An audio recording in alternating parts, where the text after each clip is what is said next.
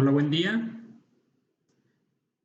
Es frecuente llegar a preguntarnos si algún paciente hipotenso que estemos tratando requiera o no de norepinefrina.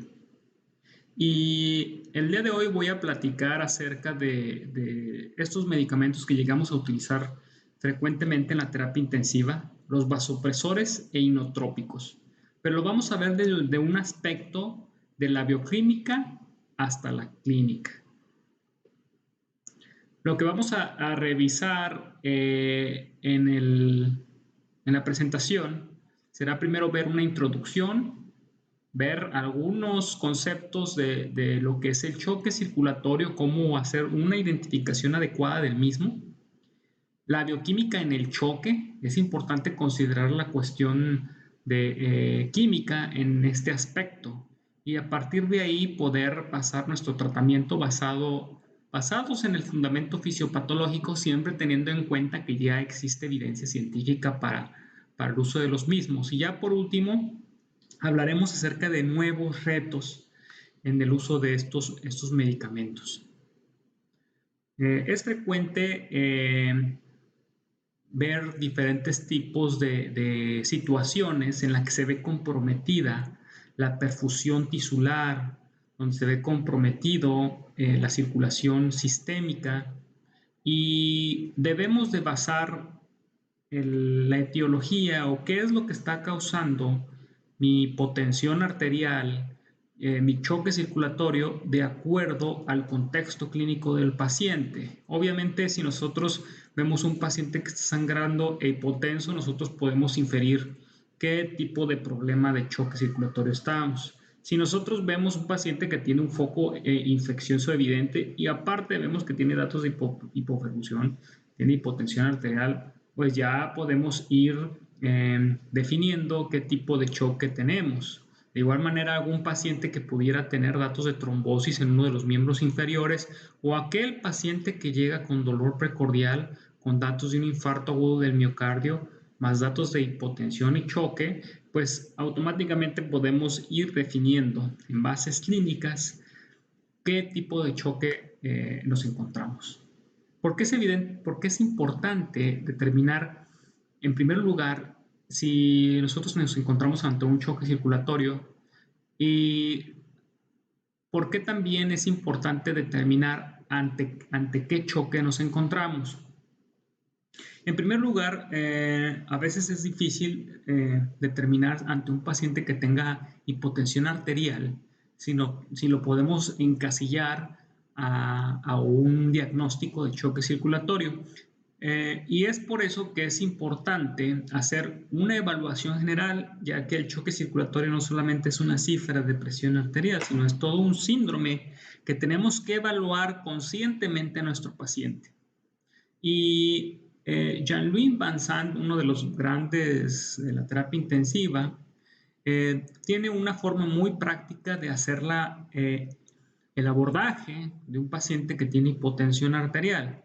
En primer lugar, nosotros tenemos hipotensión arterial, evaluamos nuestro paciente y tenemos que evaluar principalmente de una manera sencilla las tres ventanas de la hemodinamia, que son neurológico, la piel y un componente bastante útil en la terapia intensiva es los riñones.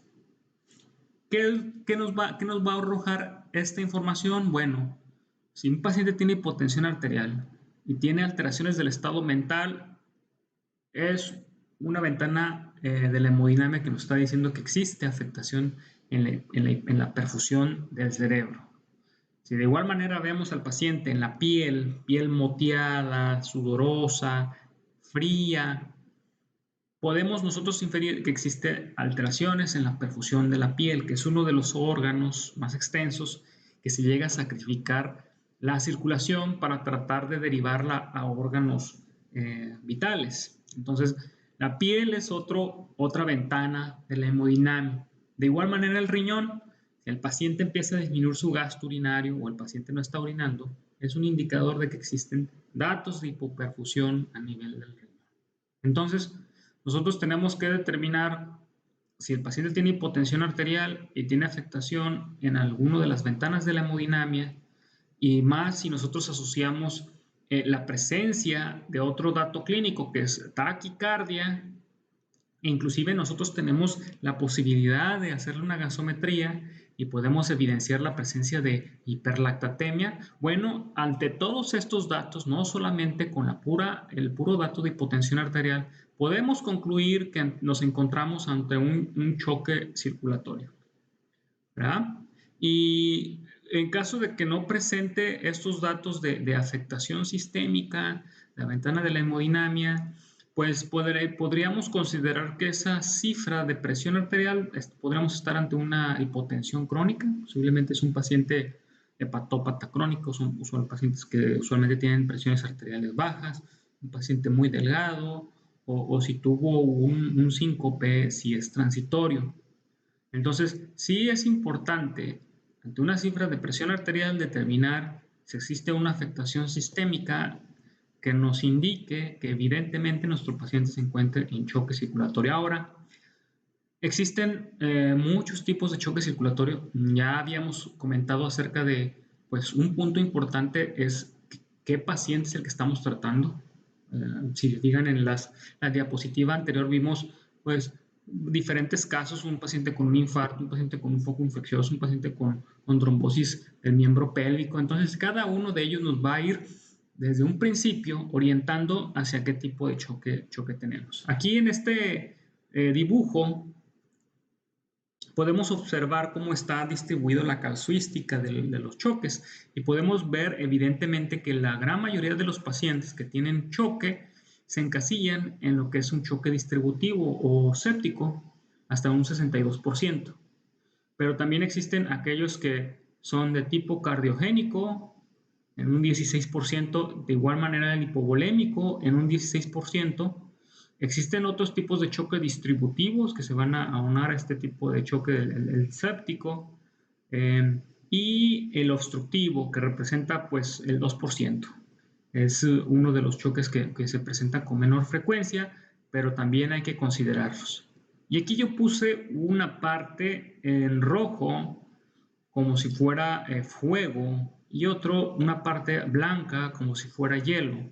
Y eso es importante porque aunque tengamos una clasificación muy específica acerca de qué es lo que nos está llevando al choque, también tenemos que considerar que en la cuestión clínica existen ciertas cualidades que nos da un choque distributivo contra los otros tipos de choque. Y evidentemente, aquellos choques que son de tipo distributivo séptico o no séptico, tienen la cualidad de ser choques mejor conocidos como choques calientes, choques que tienen incremento del gasto cardíaco, choques que a la hora de la exploración física vamos a encontrar con sus manos calientitas, con pulsos fuertes, diferente a lo que es los otros tipos de choque, como es el obstructivo, el hipovolémico y el cardiogénico, que van a ser pacientes que van a tener un choque hipodinámico, hipocinético, en la que vamos a encontrar las partes distales del cuerpo frías, vamos a encontrar pulsos distales muy atenuados, vamos a encontrarlos con diaforesis importante. Entonces, desde ahí también, no solamente la cuestión clínica inicial nos va a orientar, sino también la exploración física rápida, la evaluación de las ventanas de la hemodinamia y algunos datos que nos podamos enfocar acerca de los datos de hipoperfusión sistémica, algunos datos clínicos generales del paciente, podemos irnos orientando de qué tipo de choque nos encontramos. Obviamente hay otras maneras indirectas, puedes determinar la presencia de un tipo de un choque de tipo hipocinético, un choque hiperdinámico o hipercinético, y esto es a partir de estimar el gasto cardíaco o la saturación venosa de oxígeno. Es una herramienta que frecuentemente lo utilizamos en la terapia intensiva o en urgencias o en el servicio de medicina interna. ¿Por qué?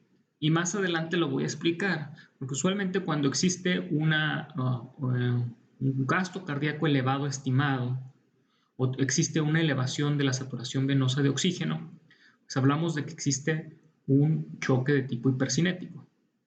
está incrementado el gasto cardíaco y por lo tanto el sistema circulatorio está, podríamos decir, acelerado. Y vamos a explicar a qué se refiere con que está incrementado. Que pongo un 5X como una manera muy análoga de hacer la comparativa. A diferencia de cuando existe un choque de tipo hipocinético, pues evidentemente existe una disminución del gasto cardíaco, una disminución de la saturación venosa de oxígeno y una manera de orientarnos, digo, es orientativo, recordamos que hasta en la actualidad muchos de los valores que llegamos nosotros a hacer mediciones tienen sus limitaciones, tal como la presión venosa central, pero bueno, si está baja puede orientarnos a la presencia de un choque de tipo hipovolémico, hipocinético hipovolémico, si está aumentada, puede orientarnos a un tipo de choque de tipo cardiogénico. Yo le pongo aquí un medio X porque aquí evidentemente hablamos de un choque en la que la circulación está lentificada o está disminuida.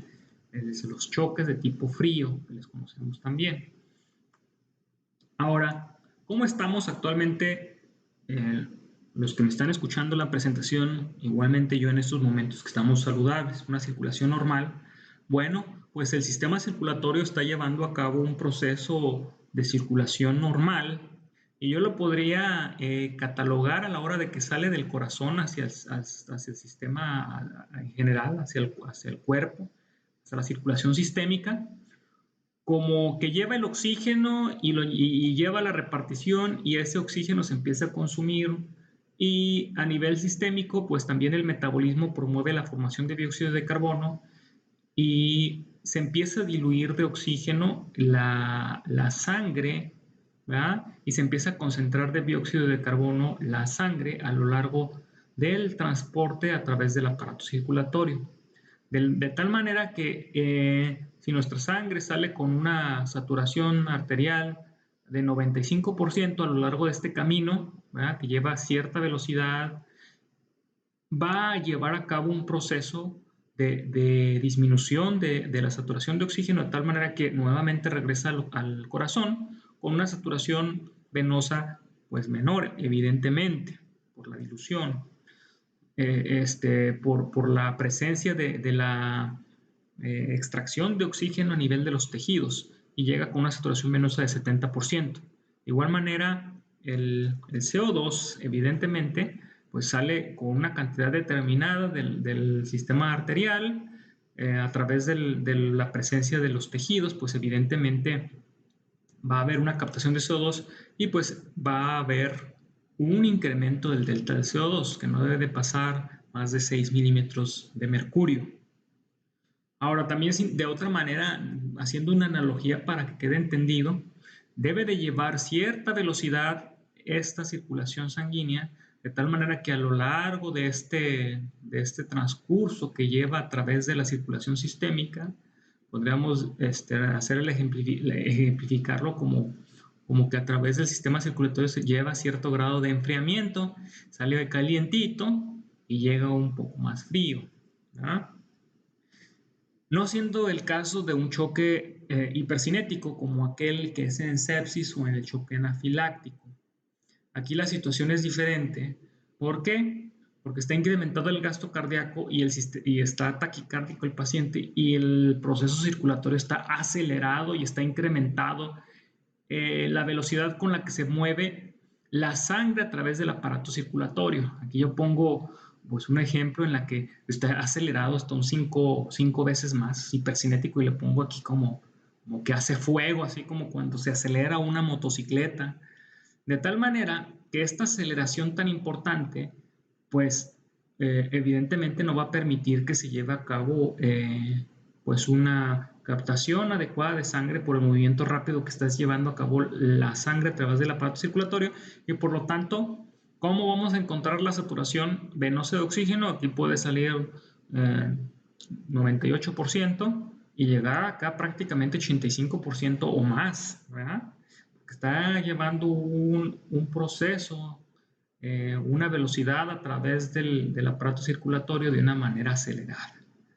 De igual manera, bueno, pues aquí también no va a haber mayor cambio en la cantidad del delta de CO2, usualmente no hay una afectación, simplemente la cuestión de la oxigenación, la saturación de oxígeno, pues sí va a llegar bastante aumentada. Entonces es una característica que podemos decir que tienen los choques de tipo caliente, que tienen saturaciones venosas altas. Por eso que tener una saturación venosa de oxígeno muy alta anteriormente en los criterios de sepsis inclusive entraba este contexto. Recordemos que actualmente ya las definiciones de sepsis han cambiado. Pero bueno, esa es la razón por la que ocurre ese tipo de fenómeno. A diferencia de lo que ahora es los choques hipocinéticos o fríos. Aquí la cualidad es totalmente contraria. Los choques en sepsis, los choques distributivos, recordemos que tiene un incremento del gasto cardíaco y por lo tanto está acelerado la circulación de la sangre a través del aparato circulatorio. Aquí pasa lo contrario, aquí está lentificado, va pasando muy lentamente y de manera analógica, pues el retraso, la lentitud va a promover que este se enfríe, que llegue acá prácticamente de nuevo al corazón congelado. Esto es de una manera muy analógica por la lentitud que va a través del aparato circulatorio. ¿Y aquí qué es lo que está pasando? Bueno, pues aquí sale la saturación de oxígeno del 98% y aquí debido a la lentitud pues les permite llevar una extracción excesiva de oxígeno a través de los capilares, se aprovechan gracias a la lentitud, los exprimen totalmente de oxígeno en los tejidos en la sangre y por lo tanto aquí llega con una saturación muy baja. De tal manera que, ¿cómo va a llegar acá? Pues con una saturación venosa menores del 70%. ¿Ya? Por la gran extracción de oxígeno que presentó la sangre durante el paso de los capilares a nivel sistémico. De igual manera, otra cualidad que tienen, pues es que también de igual manera esta lentitud que lleva la sangre a través del sistema circulatorio, pues va a promover también que exista un incremento en la saturación de dióxido de carbono a nivel de la sangre y por lo tanto aquí es donde encontramos los delta de CO2 mayores de 6. Aquí pongo un ejemplo de 12 milímetros de mercurio. Ese delta de CO2 está incrementado. Entonces, son cualidades cuando nosotros tenemos, otra vez volvemos a integrar desde un principio, es un paciente que llega, vamos a poner el ejemplo, sangrando, es un paciente que llega hipotenso, con datos de hipoperfusión, vemos afectación de las ventanas de la hemodinamia, hacemos nuestra evaluación general y encontramos que tiene pulsos lentos, que tiene porciones distales del cuerpo fríos, está diaforético, y aparte, en nuestra evaluación le ponemos su catéter venoso central, etcétera. Hacemos una evaluación de su gasometría venosa y arterial y encontramos que su gasometría venosa está con su saturación venosa muy baja, o incluso vemos que el CO2 arterial y el CO2 venoso del catéter venoso central está con un incremento del delta de CO2, pues evidentemente nos está ya encasillando ese paciente en un choque hipocinético y por su contexto clínico, pues evidentemente un choque hipovolémico hemorrágico. Entonces, nosotros es importante hacer todo este análisis y haciendo este análisis posteriormente hacer el síntesis y todos los datos que tenemos para nosotros poder encasillar a nuestro paciente. Ahora, pues al haber una disminución de la llegada de sangre, la perfusión está disminuida, ese déficit de oxígeno que existe por la afectación hemodinámica, pues evidentemente lleva a la otra contraparte bioquímica del choque, que es la presencia de anaerobiosis. Recordemos de que hay un momento en la que existe una disfunción mitocondrial porque no está llegando el suficiente oxígeno, se descadena lo que es el metabolismo anaerobio y por lo tanto ya ocurre lo que es la anaerobiosis, que hay una producción de ácido láctico y aparte empieza a haber acidosis y empieza la falla orgánica también ante esta situación si es persistente esta hipoperfusión. Entonces, recordemos de que hay un déficit de energía que lleva a la necesidad pues de activar ciertas medidas para la supervivencia de las células. Y ahora, ¿qué necesitamos hacer ante un paciente que se encuentra ante un estado de choque? Nosotros tenemos que conocer estos fundamentos fisiopatológicos y encasillar a nuestro paciente en qué clasificación, según Hinshaw y Cox, en qué está encasillado mi paciente en los tipos de choque. Porque a partir de una buena clasificación y diagnóstico, nosotros podemos llegar a tomar la decisión de qué opciones terapéuticas tenemos. Y este conocimiento es bastante importante porque nosotros a partir del conocimiento de los receptores de adrenalina y la presencia de los receptores de la hormona antidiurética, nosotros podemos utilizar ciertos fármacos que tienen cierta actividad específica ante los diferentes tipos de receptores. Y voy a empezar con esta diapositiva diciendo que, por ejemplo, aquellos receptores de adrenalina que actúan sobre los alfa 1 van a promover la vasoconstricción sistémica, van a hacer que los vasos sanguíneos se aprieten. Los beta 1, los receptores beta 1, pues tienen un efecto inotrópico, coronotrópico positivo y van a actuar principalmente a nivel del corazón, van a incrementar el gasto cardíaco. Aquellos beta 2 pues van a promover una vasodilatación sistémica. Si te fijan, es la misma sustancia química, pero dependiendo de cuál es el efecto en el receptor, va a ser su efecto contrario. Aquí en este caso, una vasodilatación sistémica. De igual manera, a nivel de los receptores dopamina, pues puede ocasionar una vasodilatación a nivel de los vasos renales. Siendo diferente aquí la vasopresina, los receptores vasopresina 1, va a promover una vasoconstricción sistémica. Entonces, en base a estos conocimientos, que realmente son bastante sencillos, nosotros podemos ver que a pesar de que los receptores adrenérgicos son activados por una misma sustancia que es la adrenalina, esta tiene efecto a diferentes receptores y de igual manera estos receptores activan diferentes maquinarias intracelulares a nivel de su objetivo.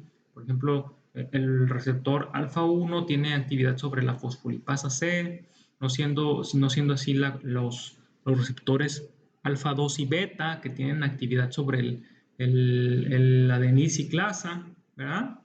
De igual manera, la fosfolipasa por medio de la vasopresina a nivel de los vasos sanguíneos. Entonces, podemos ver que nosotros teniendo el conocimiento acerca de dónde actúan los diferentes receptores, las sustancias que van a diferentes receptores, nosotros podremos determinar cuál es el medicamento que nos puede ayudar en determinado choque. Entonces, si nosotros nos basamos en la fisiopatología, ¿qué es lo que podemos utilizar? Norepinefrina, dopamina como vasopresores, o necesitamos un efecto inotrópico como la limilrinona, levosimendan, utilizar la dobutamina, la vasopresina o inclusive la terlipresina. Nosotros tenemos que determinar en base a nuestros fundamentos fisiopatológicos, nuestro paciente en concreto, qué opciones tenemos. Y aquí yo pongo una lista de los principales vasopresores e inotrópicos que utilizamos. ¿Y por qué yo utilizo la palabra vasopresores e inotrópicos? Porque evidentemente hay fármacos que tienen su efecto predominantemente vasopresor, hay medicamentos que tienen su efecto principalmente inotrópicos, y eso va a depender mucho de cuál es su actividad en los receptores, como ya lo vimos en la tablita anterior. De tal manera que nosotros podemos ver aquí cuando existen fármacos agonistas, por ejemplo, alfa-adrenérgicos que activa el adrenoreceptor tipo 1, nosotros podemos darnos cuenta que, por ejemplo, la norepinefrina, la epinefrina, tiene un importante efecto alfa 1. Pero aquí también cabe de notar, por ejemplo, aquí también la fenilefrina, que la norepinefrina tiene un efecto alfa 1 importante en comparación al efecto beta 2, que recordemos que el beta 2 cuando se activa tiene un efecto vasodilatador. Pero bueno, haciendo una comparativa de qué es 5 cruces contra 2 cruces, podemos llegar a la conclusión de que la norepinefrina tiene un efecto vasopresor predominante, ¿verdad? Neutraliza el efecto vasodilatador. Y el otro efecto que tiene la norepinefrina es que tiene su efecto inotrópico también. obviamente con menor intensidad, pero lo tiene. A diferencia de la fenilefrina, que es prácticamente totalmente un alfa 1. No siendo aquí la epinefrina, podemos darnos cuenta que pues sí tiene su actividad alfa 1, pero tiene también mayor efecto alfa 2. Por lo tanto, podemos concluir que de manera general la norepinefrina tiene un predominante efecto alfa 1. La dopamina podemos ver, por ejemplo, aquí que tiene su efecto beta 1, pero también tiene su alfa 1 y menor grado su beta 2. También tiene su efecto a nivel de receptores de la dopamina, pero podemos ver que de manera general se vuelve más inespecífica y se necesitan diferentes dosis, como ya algunos tendrán la experiencia, que dependiendo de la dosis que se utilice será el efecto del adrenoreceptor que vamos a activar predominantemente. Evidentemente, más dosis se va a requerir para lograr un efecto alfa 1. La dobutamina podemos ver aquí de manera contraria con respecto, por ejemplo, a la norepinefrina, pues su efecto alfa 1 es una cruz, inclusive tiene mayor cantidad de beta 2, es más vasodilatador a la hora de tener su efecto a nivel de los vasos sanguíneos y evidentemente tenemos un efecto beta 1 predominante, lo que lo convierte como a un inotrópico más que un vasopresor. De hecho, es un inotrópico vasodilatador. ¿Verdad? Tenemos otras opciones como por ejemplo podemos ver este inotrópico no tiene acción sobre los adrenoreceptores, ¿verdad? Es un inhibidor de la fosfodiesterasa 3 y tiene una actividad más intracelular a nivel del miocardio, por lo tanto pues es un inotrópico puro, de igual manera puede promover el incremento del inotropismo en el corazón y tiene también un efecto vasodilatador, no directamente relacionados con los receptores beta, ni con los beta 2. Tiene un efecto totalmente diferente a lo que viene siendo los adrenoreceptores. La vasopresina es por lo contrario, también aquí podemos ver que no tiene nada que ver con los adrenoreceptores, tiene que ver más bien con el receptor de la vasopresina 1 y podemos ver pues que este medicamento tiene su efecto meramente vasopresor. ¿Ah? Incluso hasta su nombre lo dice, vasopresina. Entonces, aquí la acción va a ser sobre las resistencias vasculares periféricas. Entonces, en base a estos conocimientos en cuanto a la clínica, en cuanto a la bioquímica, nosotros podemos deducir en los diferentes escenarios clínicos qué medicamentos vamos a utilizar de manera más adecuada. Y aquí podemos ver un ejemplo caricaturesco acerca de lo que está pasando en nuestra circulación actual. Nosotros que estamos ahorita en una situación normal, podemos ver un corazón que es una bomba, como si fuera una bomba de agua. Bueno, aquí es una bomba de sangre. El otro componente que es importante considerar es un vaso. Este vaso sanguíneo tiene un buen tono, está permitiendo que llegue la sangre de manera adecuada a bañar este componente tan elemental en nuestro organismo. La unidad funcional más pequeña, que es la célula, está felizmente bañada con la sangre, ¿verdad? Que le está permitiendo llevar a cabo sus funciones, su fisiología normal. Tenemos, pues, en nuestra clínica de una circulación sana, pues, pulsos normales, ¿verdad? Tenemos una eutermia o una temperatura normal a nivel de nuestras porciones distales de nuestro miembro, hablando de que tenemos una excelente circulación. ¿Qué es lo que está ocurriendo en un choque distributivo en nuestros componentes caricaturescos? Bueno, aquí podemos ver que el componente que está afectado es la vasodilatación. Existe una vasodilatación y hay una pérdida de tono. Y al existir esta pérdida de tono, lo que va a ocurrir es de que va a ocurrir, podríamos decir, como una hipovolemia relativa.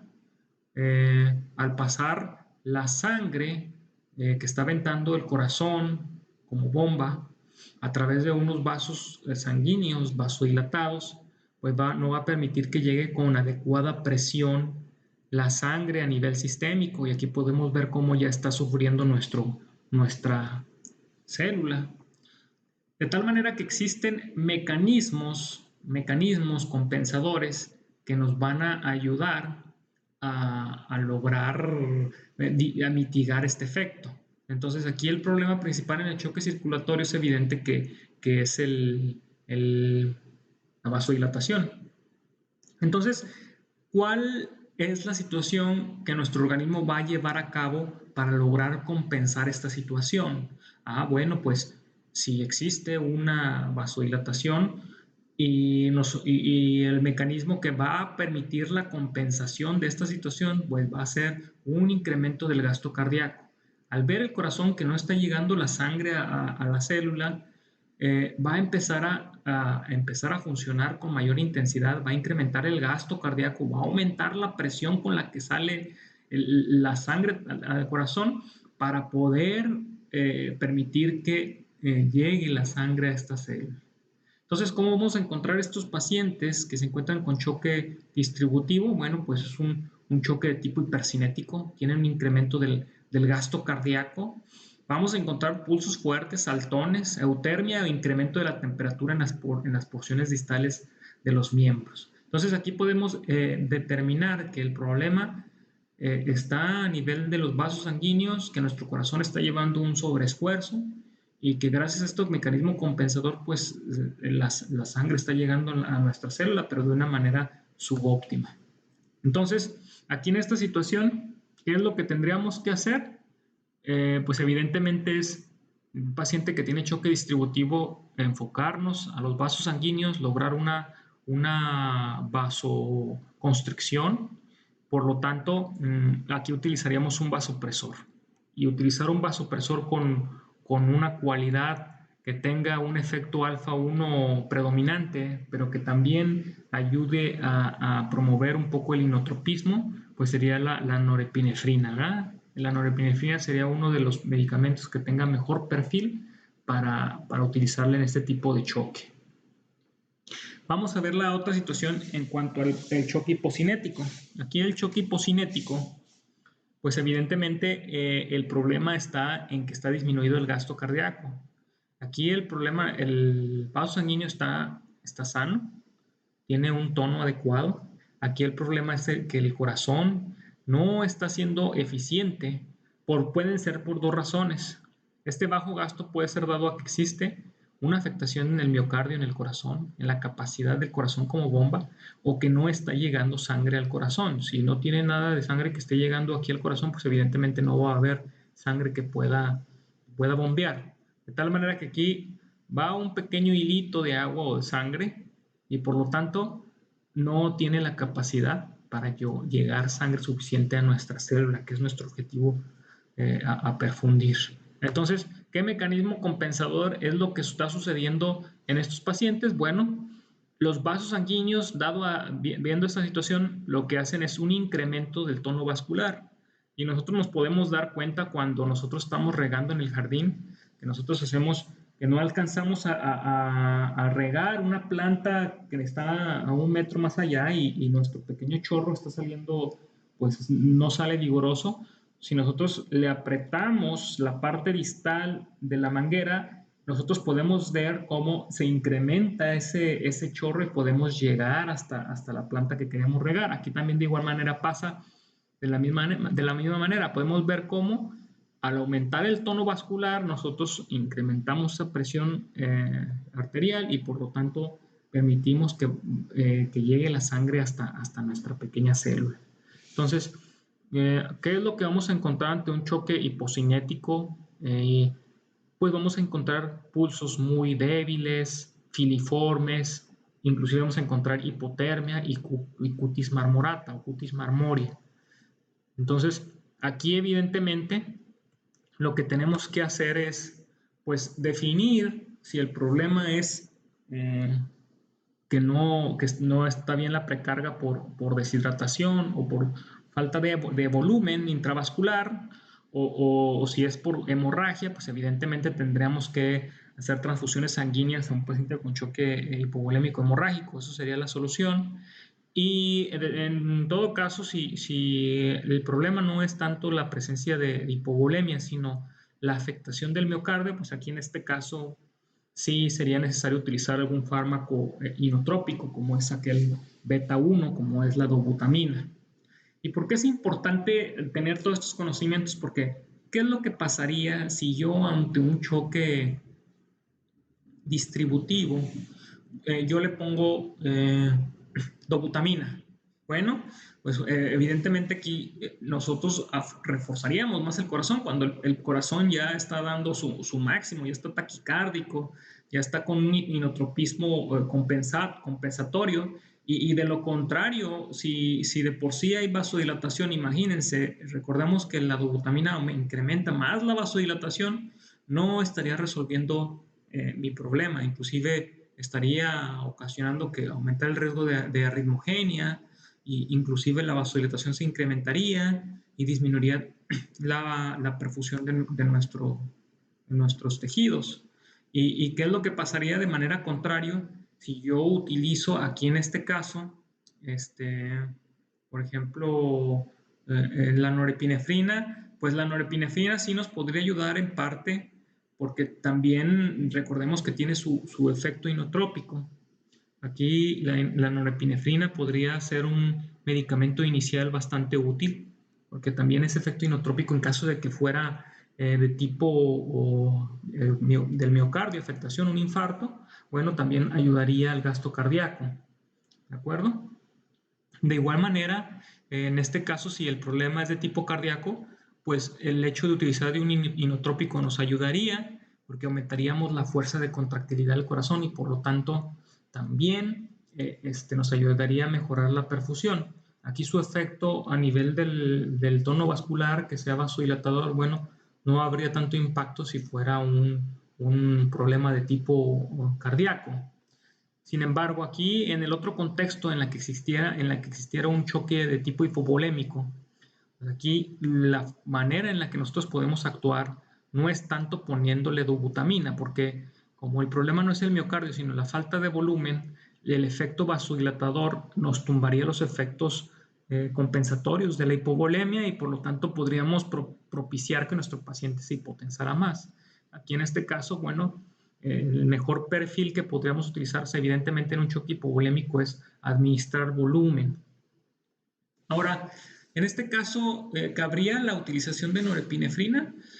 Sí puede ser una opción inicial a utilizar. Si nosotros no estamos logrando objetivos hemodinámicos y nuestra presión arterial se mantiene baja, nosotros podríamos utilizar norepinefrina porque también el efecto vasoconstrictor nos ayudaría un poco a incrementar el volumen estresado de nuestro sistema circulatorio mientras nosotros logramos mejorar la precarga del paciente. Evidentemente nosotros tenemos que ponernos atentos porque si nosotros logramos controlar en caso de que sea hemorrágico, controlar la hemorragia, confundir al paciente o en caso de deshidratación, mejorar la precarga, pues evidentemente esa norepinefrina la vamos a utilizar muy, muy transitoriamente, no la vamos a necesitar continuamente. Prácticamente sería nada más para lograr nuestros objetivos hemodinámicos de manera temprana. Recordemos que uno de los objetivos que tenemos es lograr objetivos hemodinámicos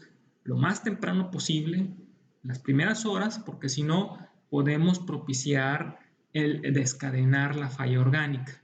Entonces, todos estos conocimientos tenemos que tenerlos acerca de los mejores perfiles de vasopresores e inotrópicos que tenemos. ¿Por qué? Porque a partir de ellos podemos tomar nuestras decisiones.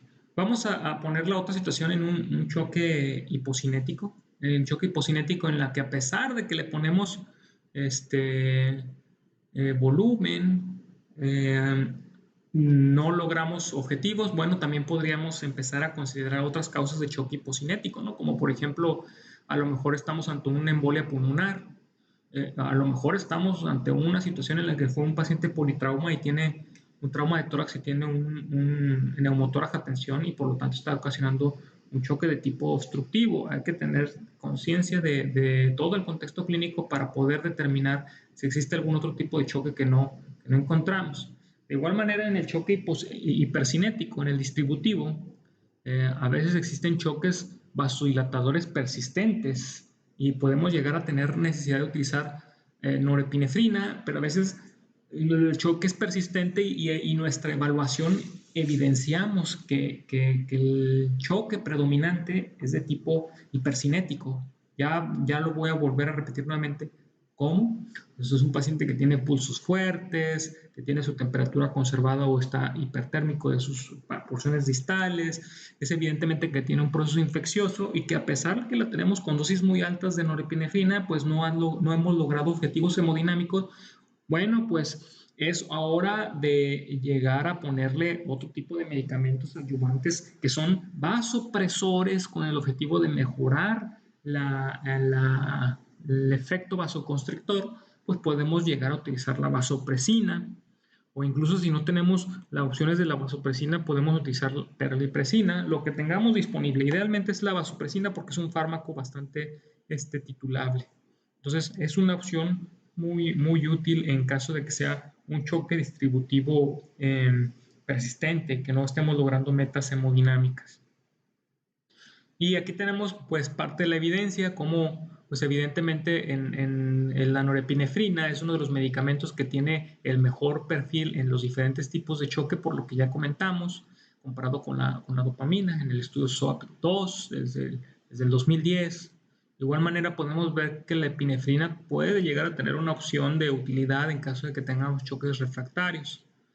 También de igual manera en choque refractario la vasopresina, pues evidentemente representa una opción muy útil en aquellos pacientes que no logremos objetivos hemodinámicos, pero que evidentemente estemos ante un choque de tipo distributivo. Recordemos que pues evidentemente utilizar una vasopresina ante un choque de otro tipo pues no nos ayudaría mucho, inclusive incrementaría un efecto adverso de este tipo de medicamentos como es la isquemia distal.